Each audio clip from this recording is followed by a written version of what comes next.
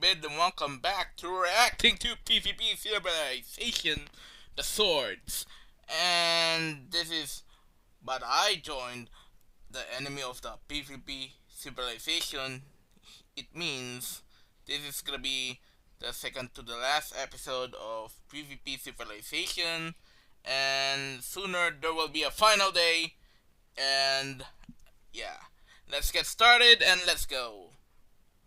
This could be it. This could be my last day alive in PvP Civilization. If I don't fight with every ounce of strength I have, I'll die here without knowing if the other Diamond Swords made it out alive. It all comes down to this fight. If the Diamond Swords and I can defeat this player holding the Diamond Axe, we can survive. But this blindness is complicating things, so much that you can't even tell who you're fighting until you're a couple blocks away. Okay, at least we're still alive. Come on, this fight's not over yet. We need to stick together. Julie was right. We needed to be sticking together, but it was impossible to do that when we would lose each other in a matter of seconds. In an ideal world, we should have had a plan to prepare for this, but we didn't. So for now, I have to worry about my own survival. I was running around with just 2 hearts, and 1 hit from the Eternal Axe might mean I never spawn in this world again. I don't even know how this happened. We had the Diamond Axe surrounded. He was completely cornered against 5 Diamond Swords. No one should have been able to get out of a situation like that. But before we knew it, he threw down a potion, and we were fighting in the dark. So far, I only knew of Julie being alive, but a few seconds later, I found Minitech. Go hide in your room while we fight this. We can't have you die. I wanted to help the Diamond Swords fight, but it looks like Minitech had a different idea. He wants me to hide so I don't risk dying permanently and giving up the respawn power. As much as the plan makes sense, what good would me hiding in here do if the Diamond Swords can't win the fight? I just have to trust them, I guess. Wait, Wembu? Evbo, we need to fight as a team to beat this guy. I know, I agree. I want to fight, but Minitech told me to hide here. Wait, did he tell you that too?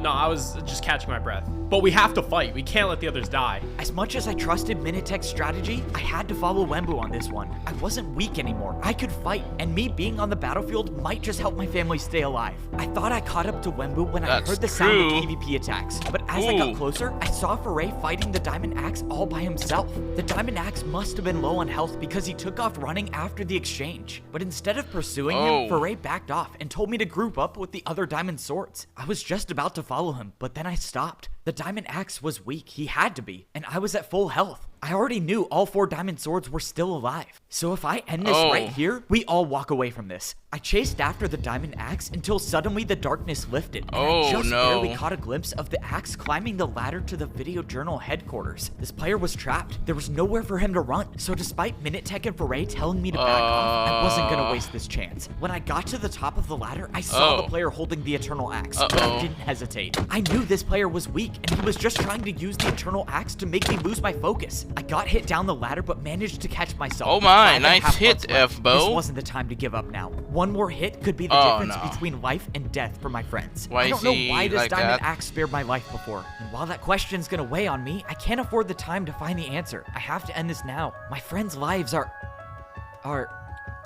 in danger. What? What's he?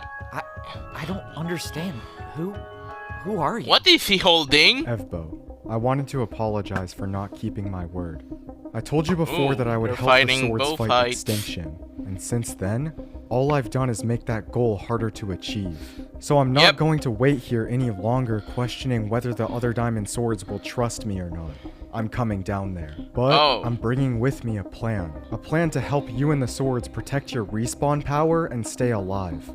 There's a bow here at the Iron Sword level, and while fighting him, I learned that he paid a shield for information about Evbo's room at the Wooden Sword level. Knowing this helped me come up with a plan to protect Evbo every time he respawns. If the Diamond Swords don't trust me when I get down there, I'll understand. But at least I'll go back to my civilization knowing I did everything I could to help the Swords survive. So, allow me to explain my plan. What is your plan? You'd be surprised to see how easy it is to become friends with your enemy in PvP Civilization. Why? I mean, it's not easy given the fact that people usually fight before they even get the chance to talk, but if why you do get are the they chance to talk helping to each your other? enemy, you start to realize that we're all just kind of the same. It doesn't matter if you're a sword, shield, bow, axe, or trident. Everyone just wants to protect themselves and the people they care about. Oh, I'm not joking. I bought 5 of these. Diamond Sword got down to 61 PvP attacks, but I didn't even care. 1,500 PvP attacks in one trip is impressive. But it doesn't come close to my record of 3,000. Oh, of Bro, course what? you have the record. Will you buy potions and food and 3,000? stuff? Try buying stuff that actually has no value. Oh Am I my upset that my new God. friend Clown Pierce is a better spender than I am? Yes, a little, but it's That's kind of a awesome lot. having someone that just gets me, you know? Anyways, quick journal this time because Clownpierce and I are going to the Axe Civilization. The other What? diamond swords are going to be very confused, but rest assured they will be safe. And that's all that really matters to me, so on that note, signing off. Why haven't we found evbo yet? He's probably still in his room. I told him to hide.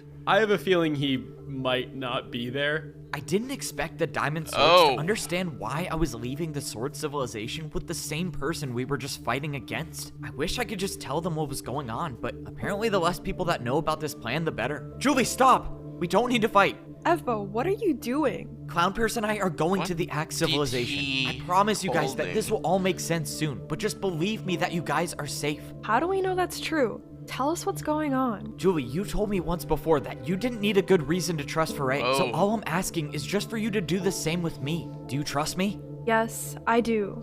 I'll see you guys soon, okay? I don't understand. That diamond axe could end his life at any given moment. What? Why would evbo take that risk? Because it's not a diamond axe. What? It's a sword. What? I It's haven't a seen a sword. player with Oh! a netherite sword before. It's a To be honest, netherite I sword! forgot a natural-born sword could become That's one. why he was But better than why Frey. did this diamond axe have one? Where did you get that? I was born with it. Oh, I was he born with is a a wooden, but he's a I worked my netherite way up. sword. Had this player been holding a diamond sword, I wouldn't have believed him. After all, Wait. this was our enemy. But only a natural-born sword can become a netherite Does sword. Tabby know So he's he's not a sword? lying. He's one of us. You've been a natural-born sword this entire time? Why are you fighting us? Oh my I do god. apologize for that. I've been playing the That's a role of plot a twist, natural-born dude. axe He's for a too netherite long, sword. but I needed to draw you away somehow. Okay, I don't even know what's Oh. going on anymore. My brain's gonna explode. You're one of us. You're a natural-born sword, but not just any sword. You're a netherite sword, so you have infinite durability, and you've been pretending to be a diamond axe this entire time and collecting the eternal weapons with Wait, Tabby doesn't know you're a sword. Yep, No, she doesn't she know. doesn't. And because Yep, of that, she we doesn't pulled off the know. impossible of collecting all 5 eternal weapons. I expect Oh. she'll figure out who I am sooner than later. Of course, I'm hoping that our plan to save the world will help distract her from the pain. Hearing the player known Oh. as Clownpierce say that reminded me of myself. I thought Tabby was a sword for my entire Oh, life, and Tabby no. spent her life thinking that My god, Clownpierce he has was been an axe. a sword Hold the up, whole You time. didn't say your plan to save the world. You said our plan. You drew me away from the other diamond swords for a reason, right? I watched as Clownpierce walked over to the video journal machine. Honestly, this right here might have been the moment where Clownpierce and I became friends. I could tell right away, this guy appreciated a good video journal. So much that he incorporated video journals into his plan to save the world. Before Oh. meeting Clownpierce, I thought this machine right here was only used to make copies of all video journals that have been recorded. But apparently, this master video journal machine can be used to share video messages through any machine in the world. So, you placed a video journal machine in every civilization and you're sending a message to all of them? We're not sending it just yet, but once we're ready, yes, all civilizations will see this. Don't tell me you're- Oh my No way, lord. no way you're gonna live record this right here! Okay, if this is going to all civilizations, I have to be in this. If you were in this, the plan wouldn't work. No, you can't do this to me. I can't be in the most important video my journal of all God. time. You're just gonna have to sit back and watch this time. After the video journal was over, Clownpierce put away his diamond axe and grabbed the video journal log. Witnessing the message Clownpierce was gonna send to all other civilizations left me speechless. First off, his performance was legendary. I mean, I was starting to doubt my own video journaling capabilities, but it was the complexity of his plan that had me at a loss for words. Clownpierce What? has been plotting this before I was even born into PvP Civilization. Oh. And somehow I ended up being the one he chose to help make this plan come true. So after we go to the Axe Civilization, I'm gonna be the one that comes back here and sends the message to every civilization. After that message is out in the world, well, nothing will ever be the same after that. The thing about Clownpierce's plan is I wasn't just being used as the messenger for his video journal. I was the main part of the plan. With the message he recorded for the other civilizations, I had a lot of questions about my role in saving the world. Apparently though, Clown was gonna answer all my questions, which was a relief because I am tired of not knowing anything. I thought we were going to the Axe Civilization, but Clownpierce took a detour and started running to the structure at the center of our world. I thought he was leading me back to the top of the Sword Civilization, but instead he started swimming up the waterfall. Out of all the times I've been to the center of PvP Civilization, I've never been to the top of this structure. When I made it up there, Clownpierce and I were standing there surrounded by 5 giant I saw statues. it The in the carvings last of the one. eternal bow, the eternal axe, The eternal trident and the eternal sword stood tall in each corner, and above Why us, is it completely broken, though? suspended in the air, was a giant rock in the shape of the eternal shield. We were standing in the true origin of every player in PvP Civilization. Every player that's not a shield, of course, but every sword, trident, bow, or axe, they all spawn from this place. In fact, while Clownpierce was telling me this, we saw a newborn trident just spawn right in front of us. But Clownpierce didn't bring me all the way up here just to show me that. I saw him standing below the statue of the broken eternal sword, and he began to tell me a story that explains everything as to why the swords face extinction and why the eternal weapons are so important in this world. It was the story of the first player in PvP Civilization. The first player was born as a sword, and they were far more skilled at any other player in PvP, so much that they were able to collect every eternal item by themselves. By then, the other civilizations were already fighting each other for survival, which is what led the original sword to use the power of the eternal weapons. Within the structure at the center of PvP Civilization, the original player hit 5 armor stands with every eternal weapon, granting them 1 wish. In an effort to make sure that the sword civilization lives on, the player wished for the infinite durability of the eternal sword to be shared with every natural born sword. Whoa, so that's why it's broken, right? Every natural born sword has like a little piece of the eternal sword in them. That wish is what paved the way for the swords to ruin the world. What do you mean ruined the world? What happened? Can you stop putting your shield up? Oh. This is just wasting time for both of us. If what I'm doing helps evbo and the other swords, then it seems like there couldn't be a better use of my time. Let's not pretend you were sticking with evbo for any other reason than to get more PvP attacks. Despite what you might think of me, we're actually trying to save the world here. You know, evbo still talks about you all the time, right? You might not care at all, but to him, you're still his best friend. I remember when evbo first saw you, and already he was bribing me for a chance just to talk to you again. Is there a point you're getting at here? Because I'd rather not listen to this. My point is, evbo isn't like you, or me, or the rest of the world. Everyone in PvP Civilization just cares about themselves. But evbo was the guy that let himself die over and over just to save you. Have needed saving if the swords never took my life away. I was a wooden axe when the swords invaded our civilization. I remember sitting around that campfire with all of the other wooden axes, talking about how incredible life would be if we were to become diamond axes. None of us had even landed a single PvP attack on anyone in this world, yet that didn't stop the swords from wiping them all out. I wish I could have gone with them that day, but instead, I was the only one who bothered to fight back, and you know what that got me? A life of watching my friends die, over and over. The swords kept me alive, and would only return when I've made a new friend for them to take away. They left me with no choice but to attack my own people to make myself stronger, to give myself a chance to end my own suffering.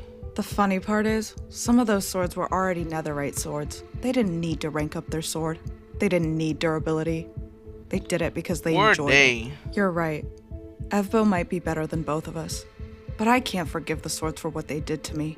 Clownpierce spent the next few minutes explaining every aspect of his plan to save the world. And I couldn't believe it. I couldn't believe the amount of thought that went into this plan. I mean, if we pull this off, we'd be getting rid of violence in a world that only knows how to survive with violence. Of course, the only way this happens is if I agree to do it. But honestly, this is the first time in my life where I actually feel like I know what I'm supposed to do. I've said before that I believe there's more to this world than fighting just to live longer. And if I do this, we might actually find out what that world looks like. Well, this was it. The plan to save the world was set, and I was on board. However, in order for the plan to succeed, there were still a couple more things needed to be done, which is why Clownpierce and I were traveling to the one civilization I haven't been to yet. The Axes are supposedly the most ruthless players in PvP Civilization. And yes, I'm aware I'm just walking right in with a sword, but apparently I'll be fine. I don't know, I'm still very much doubting that. Regardless, this is the place I need to be, because Tabby's in here, and she is a part of this plan too. At the entrance to the Axe civilization, Clownpierce and I split up to go our separate ways. He was gonna set up the last video journal needed so that the Axes would see his message. Yes, obviously I was disappointed that that wasn't my job, but I had a task of my own. I was gonna go talk to my best friend. And hopefully not die this time. My last two interactions with Tabby have ended with me dying, and yes, I know last time she technically saved my life, But I still died, so my point still stands. Being in the Axe civilization was crazy. Apparently, Clownpierce sent me to the area of the civilization that only had wooden axes in it. So I guess I'm relatively safe here. I didn't really know what I was supposed to be looking for. Clownpierce just said that Tabby would be here. I didn't even see anyone here, to be honest. But a few seconds later, I caught the glimpse of a diamond axe standing directly in front of me. I already knew from Clownpierce that she was still alive, but,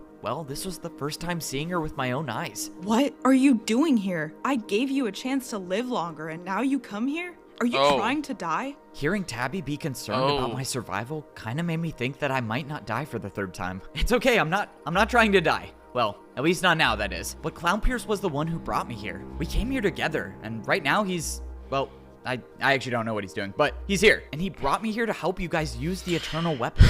Why would Clownpierce bring you here to help us? And why would I ever believe that you would help us get rid of your own family? Because I know what you've been through. I know you've lost everyone you've ever cared about. And if I went through what you did, I also probably wouldn't allow myself to trust a sword. You might not believe me, but you're my best friend. And if you believe that wiping out the swords is the best way to achieve peace, then I'm gonna stick with you. I do have one request though, if you're willing. It's not that crazy. I just want to know if my guard friend's alive. I didn't expect this request to go through, to be honest, but then I realized I was standing in front of my guard friend this entire time. You've been here through this whole conversation? Sorry, man. I didn't know you became a diamond shield. Buddy, does it look like I even had the choice to become one? Well, you became one anyways, so congrats. Can you just tell her to let me out? Okay, so here's the weird part. We actually do need you to become the Eternal Shield, but I already talked with Clownpierce, and once you give the Eternal Shield, you'll be fine. All right, well, Tabby, thanks for letting me stay alive this time. I have to do something real quick, but I'll be back. Wait. You know what we plan to do with the Eternal weapons, so you must know that there's a chance this gets rid of you for good. Yeah, I know. In fact, I'm counting on dying. But lately, I've been thinking a lot about something. When I was a wooden sword, I thought my enemy was the one I was supposed to fight. That player gave his life for me, and now when I look back, I realize he was never my enemy to begin with. The bows, axes, and tridents all think the swords are the enemy. So maybe it just takes dying for them to realize that we're not. You know what I think? I think it's easy to fight back against your enemy, and I think it's hard to forgive your enemy. But someone who gives you their life, that's someone who's never been your enemy. Life and that situation. There's something we need to discuss. But before we do that, I want to apologize for not being upfront about this. The diamond swords let me back into the sword civilization, but I still owed them a big explanation. I promised them that after I do this one last thing, I will give them the entire plan, start to finish, and everything will make sense after that. So that brings us to the last task, which is showing Clownpierce's message to the entire world. I was just about to send it, but then I realized there was already a journal in here, and it was from Parrot. Huh, alright, well I guess I can afford a couple minutes to watch this. Allow me to explain my plan. The respawn power is currently owned by you. You're the one who bought the room, but Prince Zam is proof that others can use the armor stand as long as they get access to it. And obviously that makes dying something risky for you, who shouldn't be worried about dying. Stopping other people from getting access to the armor stand is necessary to protect you, which is where the information I learned comes in. You can only close your door from the inside, so anytime you leave to rank up, any player has the time to steal the power for themselves. However, according to the shield, your door closes 30 seconds after you rank up to become a stone sword. Knowing this, the diamond swords can use this information to protect you every time you respawn. If the diamond swords teleport back to the wooden sword level every time they anticipate you dying, they can guard the door until it closes, and no one will be able to steal the power. All it takes is 30 seconds of waiting, and the respawn power will be guarded from anyone on the outside. Going through this routine might give you all an opening to get rid of Prince Sam's respawn ability as well, which is necessary to make this plan effective. If this plan is done right, the swords might just have the strength to outlast whatever comes next with the eternal weapons. I'm not gonna lie, seeing a video journal message from Parrot always gets me a little nervous. I mean, before this one, he was like 2 for 2 for sharing the worst messages possible. However, this message, I was not expecting at all. I will say, Clownpierce and I already have the plan laid out to save the world, but honestly, Parrot's idea changes the entire game. His idea might have just been the missing piece that will tie this whole thing together and make this work. Alright, it's time to send the message. Once I send this, the bows will see it, the tridents will see it, and the axes will see it. And after that, well, it's just me against the whole world. Alright, let's do it. To be honest, this the next one is going to be the final episode of PvP Civilization. And that's gonna be it for the interaction. But there's something else will happen.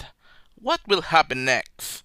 And that's for me to find out in the next episode. So I'll see you guys in the next video, and you should go subscribe. I'm desperate right now. So I'll see you guys in the next video, and goodbye.